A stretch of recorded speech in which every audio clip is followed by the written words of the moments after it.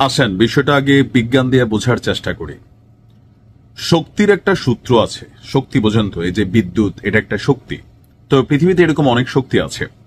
শক্তির কখনো ক্ষয় হয় না, এটা এক রূপ থেকে আরেক রূপে পরিবর্তিত হয়। যেমন ধরেন বিদ্যুৎ দিয়ে বোঝাই, যেই বিদ্যুৎ আমরা দেখি, আপনাকে বিদ্যুৎ সরাসরি দেখেন, বিদ্যুৎ একটা শক্তি। এটা যখন সিলিং ফ্যানের মধ্যে ঢুকে ফ্যানটা তখন ঘুরে, এটা বাতাস উৎপন্ন করে। তার মানে বিদ্যুৎ ফ্যানে আইসা এটা ঘুরে বাতাস দিচ্ছে, একটা পরিবর্তিত রূপে চলে আসতেছে। অথবা ধরেন এই যে লাইট, এটার মধ্যে বিদ্যুৎ ঢুকার পরে এটা কি করে জ্বলা ওঠে, তাই না? আমরা সুইচ ইউজ করি। তার মানে শক্তি এক রূপ থেকে অন্য রূপে পরিবর্তিত হয়, এটা কোনো ক্ষয় নাই।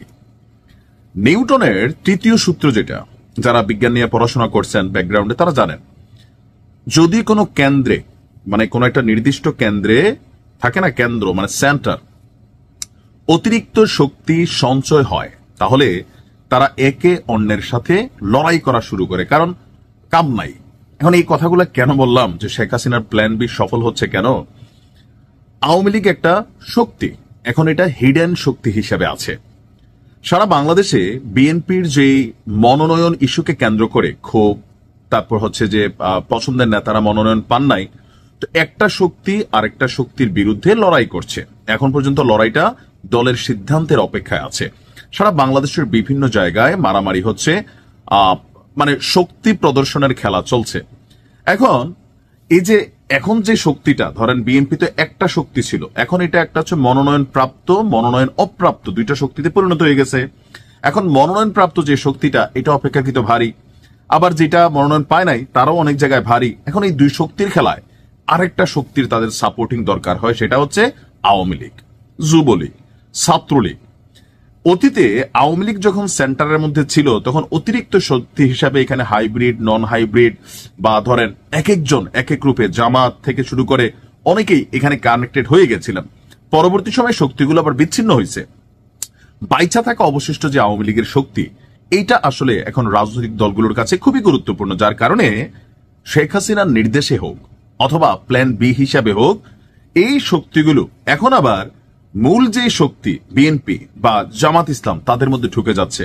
তবে নজর কেড়েছে যে নিউজটা, নিষিদ্ধ ছাত্রলীগে তার যে পদ পদবি ছিল, ছাত্র দলে এসে সেই পদ পদবি থেকে আরো বড় পোস্ট পেয়েছেন। আর এই ঘটনাটা এই মুহূর্তে সোশ্যাল মিডিয়াতে ভাইরাল, যে আমাদের কুমিল্লার ব্রাহ্মণপাড়া উপজেলার আসাদনগর আব্দুল মতিন খসরু কলেজে ছাত্র দলের যে কমিটি হয়েছে, সেই কমিটিতে এসে প্রমোশন পেয়েছেন একজন ছাত্রলীগ নেতা। এটা আমার এলাকার ঘটনায়, পাশের থানা। তিনি হলেন ইমন রানা ভুইয়া।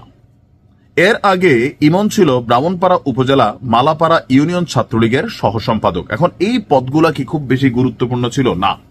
আওয়ামী লীগের সময় সর্বশেষ পর্যায়ে আমার এই এলাকায় বুড়িচং ব্রাহ্মণপাড়া আমাদের একটা নির্বাচনী এলাকা, কুমিল্লা 5, এখান থেকে আবার মনোনয়ন পাইছেন জসিম ভাই।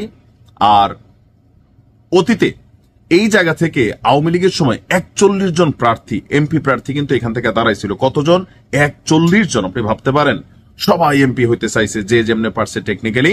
কিন্তু দিন শেষে এখন যখন এই একটা নেগেটিভ সিচুয়েশন আওয়ামী লীগের, এখন কয়জন প্রার্থী সেই 41 জনের মধ্যে আওয়ামী লীগের কথা বলে, সেইটাও কিন্তু নিশ্চয়ই দল ফোকাস করে। যাই হোক, আমরা কথা বলছি এই ইমনের এই পোস্টটা যখন আসছে, তখন সামাজিক যোগাযোগ মাধ্যমে বিষয়টা ছড়িয়ে পড়ে, যে কমিটি অনুমোদনের প্রায় 1 মাস পর গত 20 নভেম্বর সামাজিক যোগাযোগ মাধ্যমে ছড়িয়ে পড়ার পর বিষয়টি নজরে আসে আব্দুল মতিন খসরু কলেজের ছাত্র দলের সিনিয়র সহসভাপতি ইমন রানা ভুইয়ার।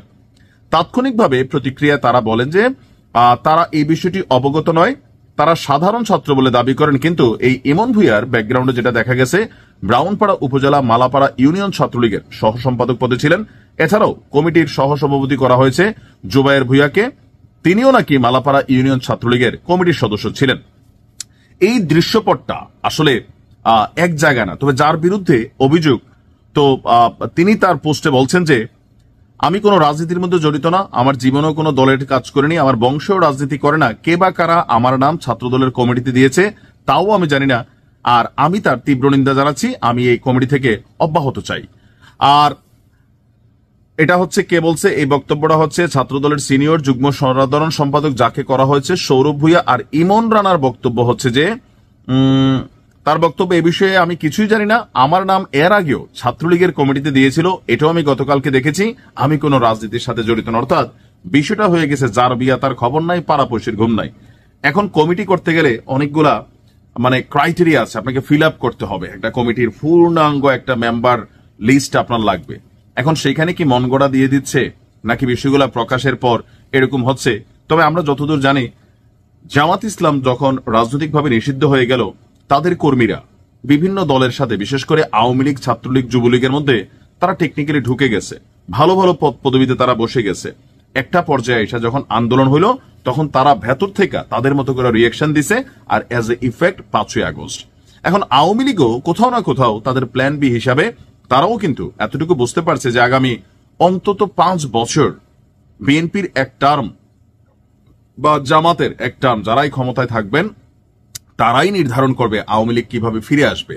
এটা কিন্তু বাস্তবতা। বাংলাদেশ বড় ভিন্ন রকম। আমরা এখানে ক্ষমতার কাছাকাছি আসলে আমরা সব ভুলে যাই। ধরেন আমার কাছে যতটুকু পাওয়ার আছে, এই যে একজনের মাইট দিয়ে ফেলবো, একটা মামলা দিয়ে ফেলবো, একটা মার্ডার কেস দিয়ে ফাঁসাই দিব, অথবা সারা বছর যে দলের জন্য যে ছেলেটা খাটছে উইরা এসে জুইরা বসা একজন, সে হচ্ছে সেই দলের জন্য নিবেদিত প্রাণ, যারা তাদেরকে মেইন প্ল্যাটফর্ম থেকে সরাই দিচ্ছে। দিন শেষে সবকিছুর পিছনে ক্ষমতা।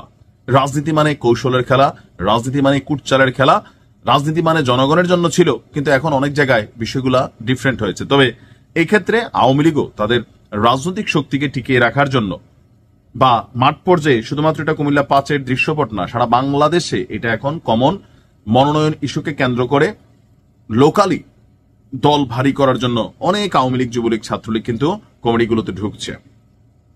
তো ঢুকতে পারে না, বিষয়টা হচ্ছে কি এরকম না, পারে। কেন পারে? সার্জিস তো একসময় ছাত্রলীগ ছিল, হাসনাদ একসময় ছাত্রলীগ ছিল। এমনকি আপনি দেখেন বহুত জায়গায় এখন বিএনপির যে প্রোগ্রাম হয়, জয় বাংলা চলে আসে, চট করে জননেত্রী বেগম খালেদা জিয়া চলে আসে, জননেত্রী শেখ হাসিনা চলে আসে, এরকম অনেক জায়গায় হচ্ছে, তাই না? তো এটা হচ্ছে দীর্ঘদিন যাবৎ মাঠে থাকার কারণে এই যে অভ্যাস হয়ে গেছিল, সেই অভ্যাসের একটা জায়গা থেকে কোথাও না কোথাও এখন আসলে এগুলো আমরা ফেসবুকে দেখি, তারপর হাসি, কিন্তু এই লোকগুলা অন্তরে কিন্তু আসলে বিএনপি অথবা জামাতি ছিল। ওই সময় তারা গিয়ে দলের মধ্যে ভিড়ছে, আর দীর্ঘদিন প্র্যাকটিসের কারণে তাদের অভ্যাসটা রয়ে গেছে। রাজনীতিতে আওয়ামী লীগের প্ল্যান করবে, তবে বিএনপির কিন্তু একটা বক্তব্য আছে, সেই জায়গাতে এই জায়গাটা ওকে হয়ে যায়। কোন জায়গা? যে আওয়ামী লীগ করছে, ছাত্রলীগ করছে, যুবলীগ করছে, কিন্তু যার বিরুদ্ধে মামলা নাই, ভালো ছেলে। কারণ যখন আওয়ামী লীগ ক্ষমতা ছিল, গণহারে সবাই আওয়ামী লীগ করছে, ইচ্ছায় করুক অনিচ্ছায় করুক, লোক দেখানোর জন্য করুক, সভা সমাবেশ মিটিং মিছিল সবকিছু যাওয়া লাগছে। তো অনেকে এরকম গেছে, কিন্তু আসলে তারা কোনো অন্যায় করে নাই, অপরাধ করে নাই, তাদের বিরুদ্ধে কোনো মামলা নাই, জুলুম করে নাই, নির্যাতন করে নাই। তাদেরকে কিন্তু আপনার বিএনপি ওয়েলকাম জানিয়েছে, ভিপিনুর পার্টি ওয়েলকাম জানিয়েছে, জামাত অনেক ক্ষেত্রে তাদেরকে কিন্তু ওয়েলকাম জানিয়েছে। সো এই শক্তিটা এখন আগামী দিনের নির্বাচনের জন্য খুবই অপরিহার্য।